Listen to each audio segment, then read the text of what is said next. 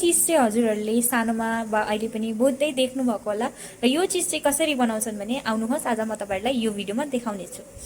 र यहाँ हेर्नुहोस् यो जिनिस यानी कि खरबुजा सबैको घरमा गर्मीको मौसममा हुन्छै हुन्छ र तपाईहरुले ल्याउनु नै हुन्छ र तपाईहरुलाई थाहा छ कि थाहा छैन र आज म यो भिडियोमा भन्ने छु।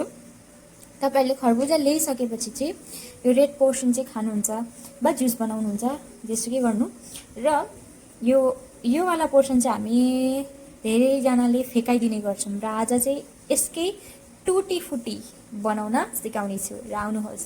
यो चीजलाई चाहिँ तपाईहरुले यसरी काट्नुहोस् यो व्हाइट पोर्सन ग्रीन पोर्सनलाई चाहिँ र त्यसको बाद यसरी मसिनो सानो सानो बनाएर काट्नुहोस् र त्यसको पछिको विधि चाहिँ म तपाईहरुलाई भन्ने छु है। सानो काटेको खरबुजालाई हजुरहरूले 60 मिनेटको लागि पानीमा उमाल्न छोड्दिनु पर्छ।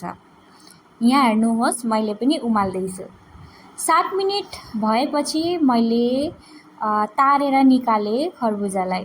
त्यसपछि फेरि अर्को कराही बसाएर त्यसमा 1 बटुका चिनी र 1 बटुका पानी हाले एकै मात्रामा र एकछिन चलाएर उम्लिन दिए।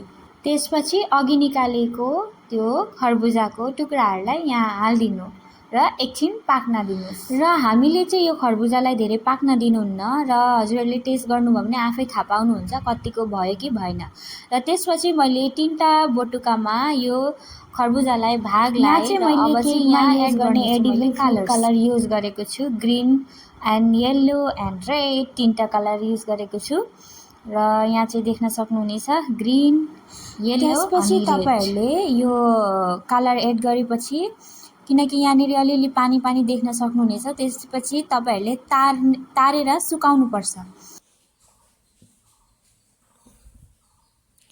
यसलाई चाहिँ तपाईहरुले घाममा सुकाउनु पर्छ नभए फ्यानमा सुकाउँदा पनि हुन्छ तर आज चाहिँ मेरो पानी परेको कारण मैले यसरी गर्दै छु है।